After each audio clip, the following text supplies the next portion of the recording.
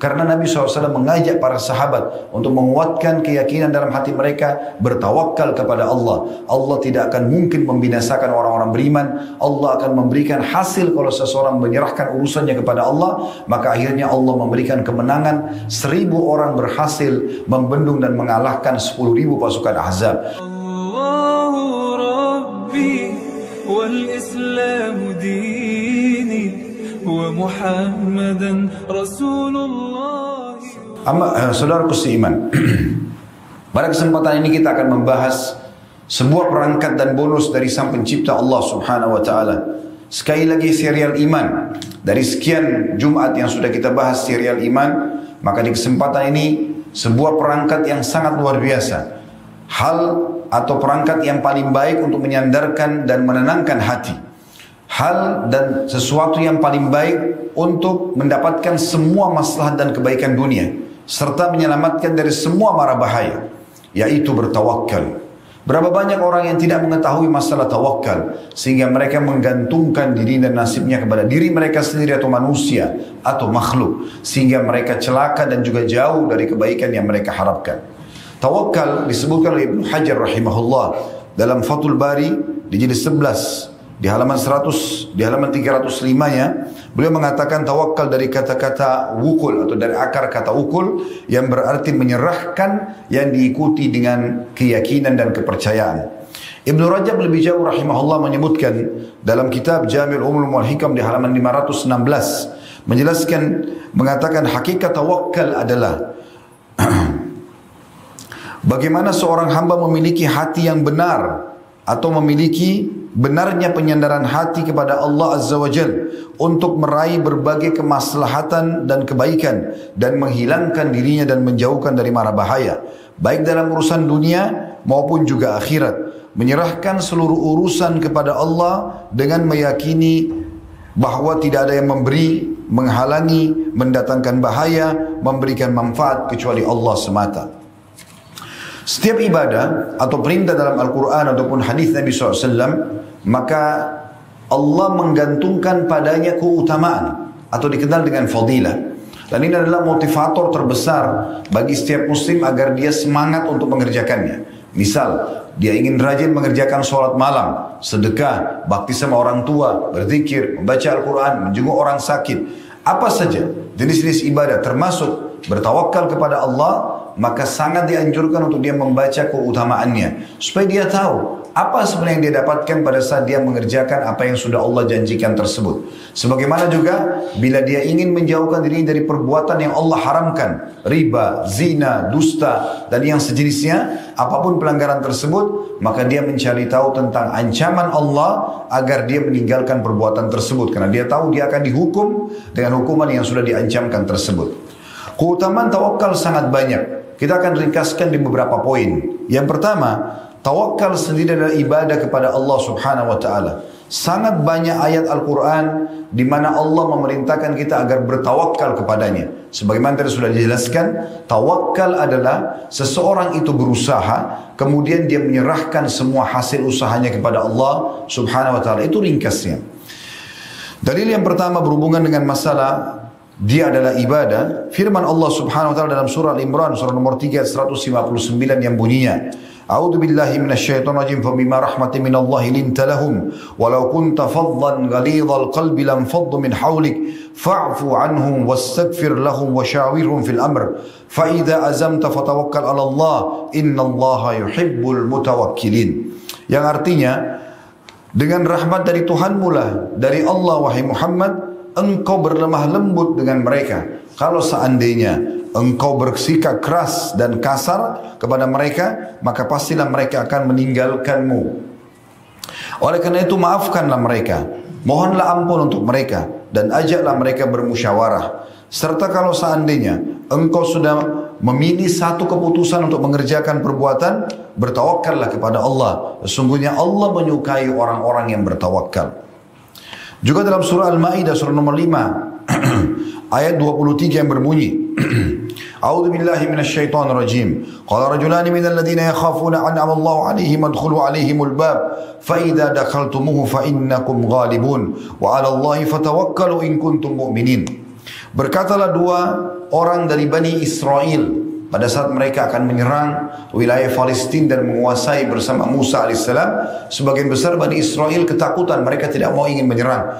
Tapi dua orang beriman ini yang takut kepada Allah mengatakan, yang Allah berikan nikmat keimanan pada mereka, masuklah ke dalam pintu tersebut sesuai dengan perintah Allah. Maksudnya seranglah, dan kalau kalian masuk ke dalamnya, pasti kalian akan menang, karena ini adalah janji Allah. Dan kepada Allah lah bertawakal, serahkan kemenangan kalian, keberhasilan kalian, hasil usaha kalian, kalau kalian adalah orang-orang yang beriman. Demikian juga Allah sebutkan dalam surah Asy-Syu'ara, surah nomor 26, ayat 217, wa tawakkal 'alal 'azizir rahim, dan selalulah bertawakal, menyerahkan hasil usahamu kepada Zat yang Maha Perkasa dan Maha Penyayang. Demikian pula Allah sebutkan dalam surah Al-Anfal, surah nomor 8 ayat 49, wa may yatawakkal 'ala Allahi fa innallaha 'azizun hakim. Dan barang siapa yang menyerahkan urusannya, hasil usahanya kepada Allah atau bertawakal, maka Allah, ketahuilah, Zat yang Maha Perkasa, maknanya akan selalu menolong dia dan juga Maha Bijaksana.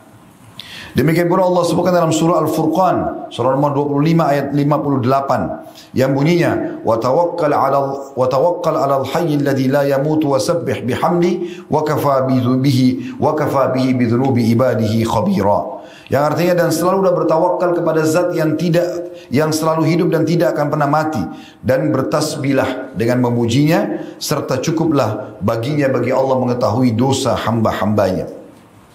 Keutamaan yang kedua, tawakal mendatangkan ketenangan jiwa dan senantiasa mendatangkan bantuan dari Allah Subhanahu wa taala, serta termudahkan urusan, juga akan mendapatkan keberkahan. Maksudnya Allah akan selalu menjadikan hasilnya mencukupi usahanya. Sebagaimana Allah sebutkan dalam surah At-Talaq, surah nomor 65 ayat 3, potongan ayatnya, wa may yatawakkal 'alallahi fahuwa hasbuh. Siapa yang bertawakal kepada Allah, menyerahkan hasil usahanya setelah dia berusaha, maka Allah akan menjadi pencukup baginya.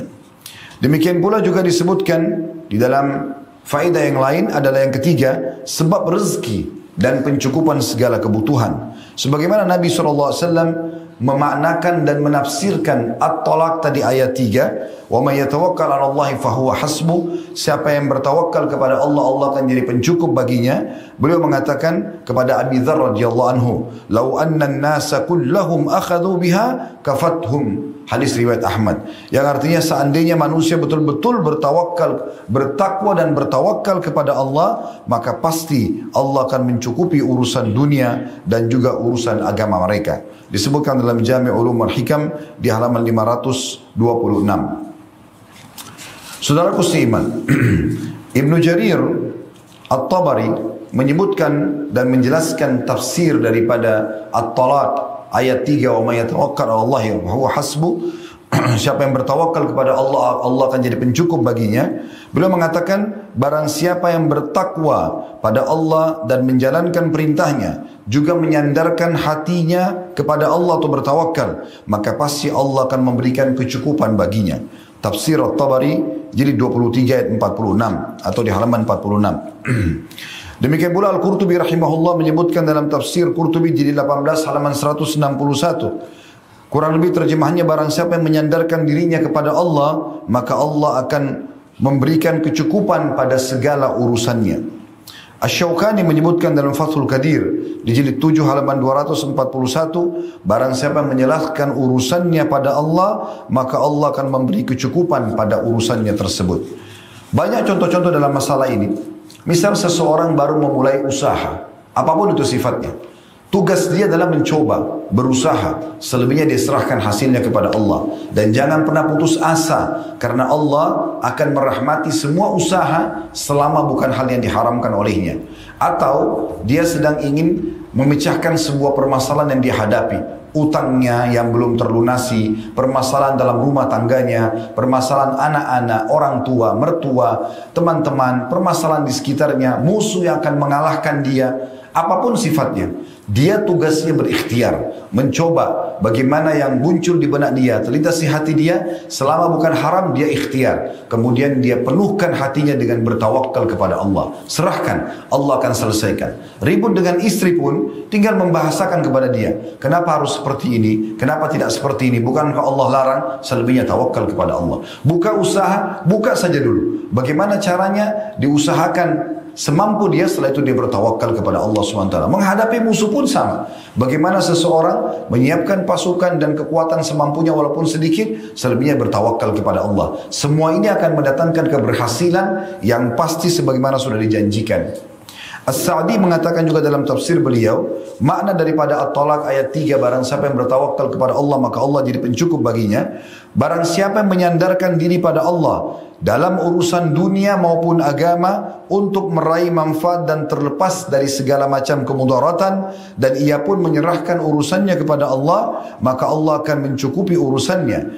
Jika urusan dikembalikan kepada Allah yang maha mencukupi atau Al-Ghani, atau Zat yang maha perkasa Al-Qawi, atau Zat yang maha mulia Al-Aziz, atau Zat yang maha penyayang Ar-Rahim, maka pastikan hasilnya akan baik. Kadang diberikan solusi saat itu juga, atau diberikan pada waktu yang lebih tepat sebagaimana Allah lebih mengetahui waktu yang paling tepat. Nabi SAW menyebutkan dalam sebuah hadis diriwayatkan Imam Ahmad, Tirmidzi, Ibnu Majah dengan sanad hasan, "Lau annakum tatawakkaluna 'ala Allah haqqa tawakkuli, la razaqakum kama yarzuqu at-tayra taghdu khimasan wa taruhu bitana." Kalau seandainya kalian benar-benar bertawakal kepada Allah, berusaha dulu, kemudian baru menyerahkan hasil usaha kepada Allah, sebenar-benar tawakal, maka pasti Allah akan memberikan rezeki kepada kalian sebagaimana Allah memberikan rezeki seekor burung yang keluar di pagi hari dalam kondisi lapar dan balik di sore hari dalam kondisi sudah kenyang. Al-Baihaqi menyebutkan dan merincikan makna hadis ini. Beliau mengatakan dalam kitab Syu'abil Iman, hadis ini bukanlah dalil untuk duduk santai dan enggan melakukan usaha dan dalam mencari rezeki.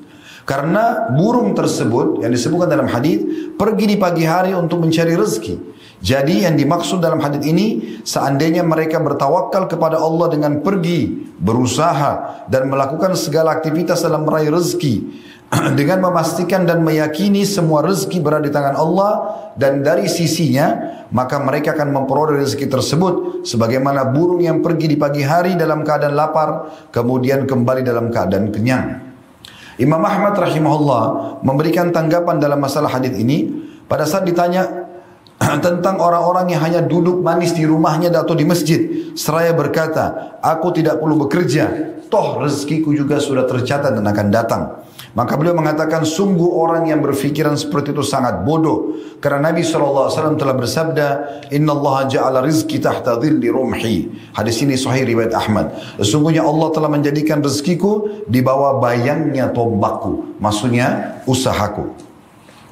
Ketergantungan kepada Allah sambil berusaha, ini adalah asas semua aktivitas seorang muslim. Dan Nabi SAW menyebutkan dalam sebuah hadis yang mulia diriwayatkan oleh Imam Muslim, al-mu'minul qawi khairu wa habbu ila Allah minal mu'minul dhaif. Sesungguhnya orang-orang mukmin yang kuat secara fisik, kuat secara pikiran, pendirian, iman, semua ini secara ilmu, dia kuat lebih baik daripada orang mukmin yang lemah. Wa fi kullin khair, dan keduanya punya kebaikan karena asasnya adalah keimanan. Ihris ala ma yanfa'uk, selalulah jaga apa yang bermanfaat untukmu. Apapun maslahat yang bisa kita dapatkan selama bukan haram, jaga itu. Wasta'in billah wala ta'jaz, dan mintalah perlindungan kepada Allah dan jangan pernah kau putus asa. Wa in asabaka syai'un fala taqul law anni fa'altu kana kadza wa kadza, dan jangan pernah kamu bila tertimpa sesuatu mengatakan kalau seandainya aku mengerjakan atau dulunya aku kerjakan ini dan itu. Walakin kul qadarallah wa ma syaa fa'al, tapi ucapkan kalau sudah terjadi, Allah sudah takdirkan dan Allah melakukan apa yang dia inginkan. Fa inna law taftahu amalus syaitan, karena pintu law atau kalau seandainya membuka pintu-pintu syaitan. Disebutkan dalam sebuah kisah bahwasanya Umar bin Khattab radhiyallahu anhu pernah menemui sebagian orang yang duduk-duduk manis di masjid. Kemudian Umar bin Khattab mengatakan, kenapa kalian ini dan siapa kalian ini? Maka mereka mengatakan, nahnul mutawakkiluna 'ala Allah. Kami adalah orang-orang yang bertawakal kepada Allah. Mereka fahamnya, mereka tidak perlu berusaha, duduk manis selesai. Maka mereka akan dapatkan rezeki mereka. Maka Umar bin Khattab menghardik mereka dengan sangat tegas. Sambil mengatakan di antara potongan kata beliau, kalian bukan mutawakkilun, bukan orang yang bertawakal kepada Allah. Tapi kalian adalah mutaakkilun. Artinya orang-orang yang hanya nunggu diberi makan. Lalu beliau mengatakan, laqad alimtum anna as-samaa la tumtiru dhahaban wala fiddah. Padahal sebenarnya kalian sudah tahu, langit tidak pernah Allah takdirkan akan menghujankan emas atau perak. Jadi harus berusaha, baru dikatakan tawakal kepada Allah. Saudaraku seiman, poin selanjutnya atau keutamaan selanjutnya daripada tawakal adalah bisa meraih cinta Allah Subhanahu wa taala. Sebagaimana disebutkan dalam sebuah firman Allah Subhanahu wa taala, dan tadi sudah sempat kita singgung firman ini, surah Ali Imran surah nomor 3 ayat 159, innallaha yuhibbul mutawakkilin, dan ini adalah keutamaan yang keempat. Sesungguhnya Allah sangat mencintai orang-orang yang suka bertawakal kepadanya. Dan juga ini ada hubungannya, relevannya dengan ayat yang lain, surah Az-Zumar surah nomor 39 ayat 36, alaihissallahu bikafin abdah. Bukankah Allah selalu siap untuk mencukupi dan melindungi hamba-hambanya? Dan ini berarti maknanya orang yang bertawakal kepada Allah Subhanahu wa taala. Kemudian yang kelima adalah sebab selamat dari gangguan dan mara bahaya. Sebagaimana Ibnu Qayyim rahimahullah menyebutkan, tawakal adalah sebab terbesar yang membuat seseorang mengatasi gangguan, kezaliman, dan juga perlawanan dari makhluk terhadapnya. Tawakal sebab utama yang bisa menolong dengan sikap ini. Tawakal adalah sesuatu yang akan selalu mencukupi seorang hamba. Jika Allah telah mencukupi, maka lawannya pun mustahil untuk mengalahkannya. Diambil dari kitab Bada'iul Fawaid di jilid 2 halaman 600 atau 777. Ibnu Qayyim juga masih menambahkan dalam kitab Al-Fawaid yang lain, wa man ishtaghala billahi 'anil nasi kafahu Allahu ma'unatan nas. Barang siapa yang menyibukkan diri dengan bersandar pada Allah, maksudnya berusaha lalu kemudian dia mengembalikan urusannya kepada Allah, maka Allah akan mencukupi kebutuhannya. Wa man ishtaghala 'anillahi wakkalahu Allahu ila nafsi.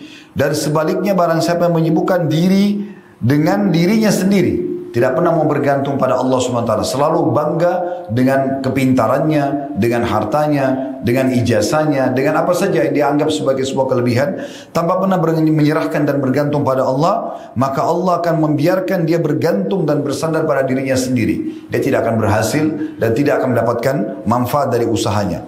Selanjutnya kata beliau, penutupannya adalah waman ishtaghala bin nasi 'anillah wakkalahu Allah ilaihim. Dan barang siapa yang bersandar pada manusia, kalau tadi yang kedua bersandar pada dirinya sendiri, tapi siapa yang bersandar pada manusia dan meninggalkan Allah, Allah pun akan membuatnya menggantungkan urusannya pada manusia. Artinya, sekali dia mengemis, dia akan terus mengemis. Sekali dia bergantung pada manusia, merengek-rengek dengan manusia, maka secara otomatis juga akan seperti itu keadaannya. Kita akan tutup dengan sebuah kisah seorang salafus salih. Beliau pernah mengalami permasalahan dalam keuangannya.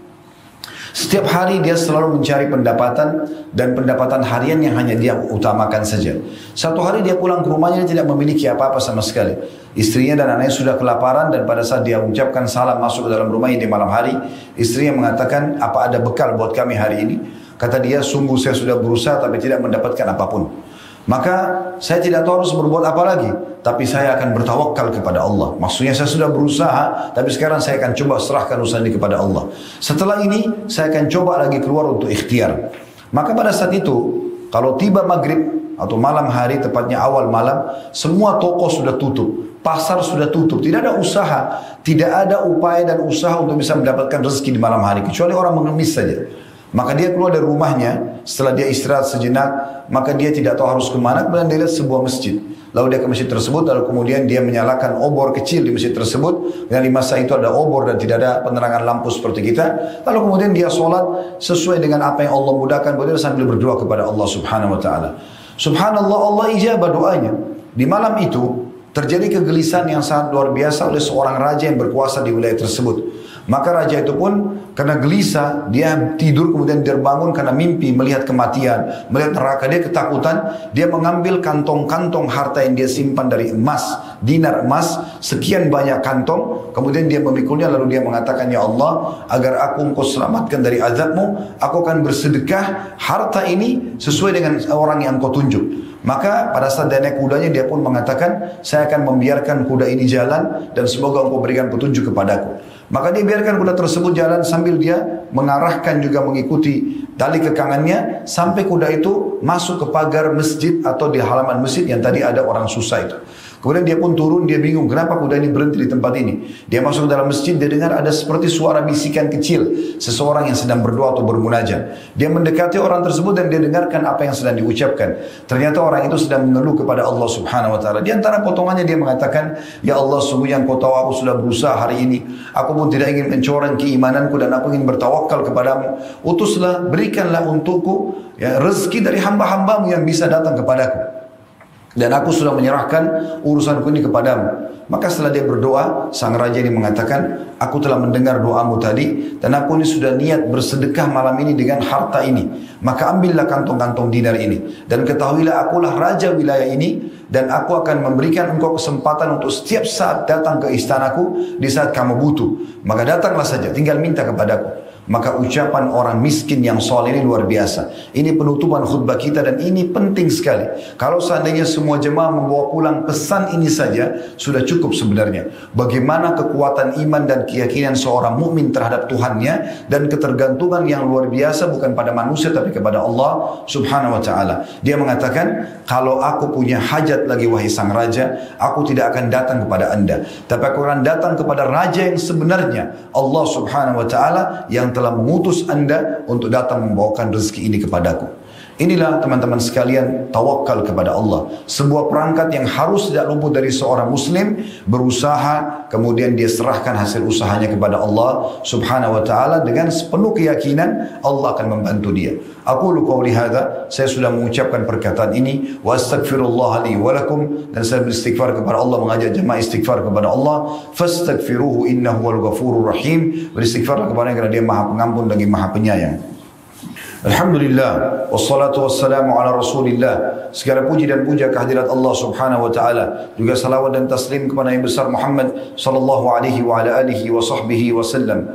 Betapa banyak contoh dari Nabi SAW dalam kehidupan beliau dalam masalah tawakal. Di saat Nabi SAW menerima serangan-serangan dari orang munafik, beliau cuma berikhtiar, kemudian menyerahkan kepada Allah Subhanahu wa taala, dan Allah datangkan pertolongan yang tidak disangka-sangka, dan Allah mempermalukan para musuhnya juga dengan tidak disangka-sangka. Demikian juga pada saat pasukan Ahzab datang akan menyerang Madinah, Nabi SAW cuma berikhtiar menanya pendapat para sahabat, kemudian ada yang memberikan saran Salman Al-Farsi agar menggali parit, kemudian mereka menggali parit tersebut, dan parit itu kurang lebih jaraknya kalau saya tidak salah sekitar 6 km. Jaraknya di masa sekarang membutuhkan waktu cukup lama untuk menggalinya walaupun dengan alat teknologi canggih. Tapi pada saat itu bisa selesai dalam 2 minggu karena Nabi SAW mengajak para sahabat untuk menguatkan keyakinan dalam hati mereka, bertawakal kepada Allah. Allah tidak akan mungkin membinasakan orang-orang beriman. Allah akan memberikan hasil kalau seseorang menyerahkan urusannya kepada Allah. Maka akhirnya Allah memberikan kemenangan. 1000 orang berhasil membendung dan mengalahkan 10.000 pasukan Ahzab. Begitu juga di perang Khaybar, begitu juga di perang Hunain, dan di perang-peperangan yang lain di mana Nabi SAW menang dalam masalah ini. Begitu juga dilakukan oleh Abu Bakar radhiyallahu anhu pada saat Nabi SAW meninggal, muncul nabi-nabi palsu, Musailam al-Kadzdzab, Aswad al-Unsi. Kemudian muncul juga kelompok dari suku Arab yang menolak membayar zakat, dikenal dengan mani'uz zakat. Mereka mengatakan zakat kami hanya bayar kepada Nabi SAW. Pada saat itu jumlah pasukan muslimin sedikit sekali dari Madinah. Tapi Abu Bakar langsung menyusun pasukan dan menyerang mereka. Umar sempat mengatakan, wahai Abu Bakar, kondisi Madinah sangat lemah. Kalau anda keluarkan pasukan nanti orang-orang mudah menyerang Madinah. Maka kata Abu Bakar atau Umar juga mengatakan, bagaimana kalau kita kirim beberapa dai saja kepada mereka? Maka Abu Bakar dengan tegas mengatakan, demi Allah sungguhnya aku akan memerangi siapapun yang tidak membayar lagi zakat yang pernah mereka nyerahkan kepada Nabi SAW walaupun cuma tali kekangan saja. Maka pasukan tersebut pun keluar. Yang terjadi apa? Karena Abu Bakar berusaha dan bertawakal, maka hampir seluruh musuh-musuh Islam pada saat itu mengira Madinah pasti punya kekuatan yang sangat besar. Karena pasukan yang besar keluar dari kota Madinah. Padahal Madinah waktu itu kosong. Yang ada hanya Abu Bakar dan beberapa penasihat beliau, serta juga wanita, juga orang-orang tua. Tapi tawakal kepada Allah mendatangkan hasil yang luar biasa. Umar bin Khattab mengutus pasukan di tahun 15 Hijriah menuju ke wilayah negeri Syam hanya dengan 12.000 pasukan melawan pasukan Romawi 250.000 pasukan. Tapi dibekali dengan kalimat yang luar biasa. Kata Umar kepada pasukannya, sesungguhnya kalian tidak akan pernah bisa mengalahkan jumlah dan juga peralatan pasukan musuh kalian. Tetapi ada satu bekal yang sangat penting. Kalian bertakwa kepada Allah, bertawakal kepadanya, maka Allah akan berikan kemenangan. Itu pesannya, bukan senjatanya, bukan fisiknya, tapi bagaimana keimanan dan keyakinan dan menyerahkan hasil usaha kepada Allah, Allah berikan. Tanah ini negeri Syam, Palestina, Jordania, Lebanon dan Syria sekarang 4 negara ini takluk di tangan muslimin yang dipimpin oleh Abu Ubaidah bin Jarrah radhiyallahu anhu. Di tahun 16, padahal pasukan lagi sangat sedikit, 12.000 sudah pergi ke negeri Syam. Umar bin Khattab mengiklankan kita akan menyerang negeri Persia. Di tahun 16 Hijriah, semua muslimin yang mau ikut jihad silakan berkumpul. Padahal jumlah muslimin di Madinah cuma ratusan pada saat itu. Karena Umar mengiklankan dan memberikan kesempatan muslimin untuk berjihad, terkumpul 30.000 pasukan muslim entah dari mana. Kemudian berkumpul ke negeri Syam dipimpin oleh Sa'ad bin Abi Waqqas dan juga berhasil menembus istana putihnya Kisra yang telah dijanjikan oleh Nabi SAW. 2 negeri adik kuasa yang pada saat itu berkuasa di muka bumi ini. Belum cukup di situ. Amr bin As mengatakan, wahai Amir Mu'minin, di tahun 20 Hijriah, bagaimana kalau kita taklukkan Mesir? Tidak ada pasukan, habis semua sudah keluar. Pasukan muslimin pun yang ditambah dari umat Islam umumnya bukan prajurit juga sudah habis. Maka kata Umar, baiklah, kita coba kumpulkan berapapun yang ada. Terkumpul kurang lebih 8.000 orang. Menyerang kota Mesir, satu negeri yang sangat besar pada saat itu, yang dijaga oleh 100 sampai 150.000 prajurit perang. Juga takluk di tangan muslimin. Dan Afrika Utara akhirnya menang dikuasai oleh muslimin, Mesir, Tunis, Jazair dan Maroko. Dan akhirnya Islam menyebar sampai ke seluruh umumnya Afrika dan juga ke benua Eropa setelah itu atau di Spanyol. Dan sekian banyak kisah-kisah yang berhubungan dengan masalah ini. Kalau kita ingin nukil mungkin tidak akan pernah habis. Tapi yang jelas teman-teman sekalian, tawakal kepada Allah dari hasil usaha benar-benar akan mendatangkan apa yang telah Allah janjikan. Di hari Jumat adalah hari yang mulia di mana Allah Subhanahu wa taala menjanjikan ada waktu mustajab doa. 2 buah riwayat menyebutkan yang pertama adalah pada saat khatib sedang khutbah, kedua dan kemudian berdoa. Dan juga ada yang mengatakan atau hadis lain menyebutkan di waktu asar, selepas asar itu terbenam matahari. Maka jangan kita sia-siakan doa waktu ini, semoga Allah SWT mengijabah doa kita. Alhamdulillahirabbil alamin. Kami memuji-Mu ya Allah sebagaimana layak Kau dipuji sebagai pencipta, dan kami ucapkan juga salawat dan taslim salam hormat kami kepada utusan-Mu sebagaimana Engkau telah memerintahkan kepada kami untuk mengucapkan sallallahu alaihi wasallam kepada Nabi besar Muhammad sallallahu alaihi wasallam.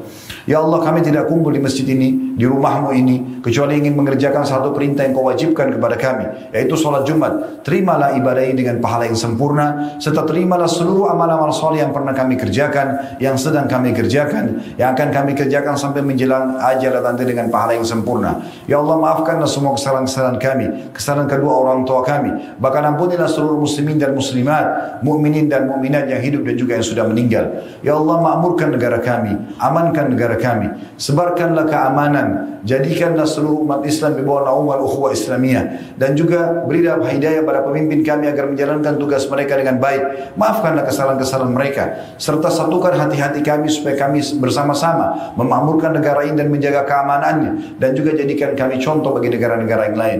Ya Allah, tolonglah saudara kami muslimin dimanapun mereka berada sedang tertindas. Ikhlaskan niat mereka, terima para syuhada mereka, muliakan Islam di tangan mereka dan tangan kami semua, serta ikut sertakan kami bersama mereka di pahala, baik dengan doa, dengan harta dan juga dengan tenaga kami. Dan ya Allah, berikanlah kami semua kebaikan di dunia. Rabbana atina fid dunya hasanah, dan semua kebaikan di akhirat. Wa fil akhirati hasanah, dan selamatkan kami dari api neraka. Wa qina adzabannar, dan masukkan kami ke dalam surga bersama orang-orang yang patuh. Wa adkhilna jannata ma'al abrar. Ya Azizu ya Ghaffar, wa Izzat yang Maha Perkasa dan Pengampun. Ya Rabbal Alamin, wahai Tuhan alam semesta. Wa sallallahu nabiyana Muhammadin walhamdulillahi rabbil alamin. Inna Allah ya'muru bil adli wal ihsani wa ita'i dzil qurba. Sesungguhnya Allah selalu memerintahkan selalu berbuat keadilan, kebaikan dan juga membantu para kerabat. Wa yanha 'anil fahsya'i wal munkari wal baghi, dan Allah larang perbuatan keji, perbuatan mungkar dan juga pelanggaran-pelanggaran. Ya'idukum la'allakum tadhakkarun. Itulah peringatan dari Allah, jadikan sebagai prinsip hidup kalian. Fadhkurullahal 'azima yadhkurkum. Ingatlah dan sebutlah selalu Allah, berzikirlah kepadanya maka Dia akan mengingat kalian. Washkuruhu 'ala ni'ami yazidkum. Syukuri nikmat Dia pasti akan tambah. Wa la dzikrullahi akbar. Mengingat Allah adalah amal yang paling besar. Wa aqimis shalah, dan dirikanlah salat.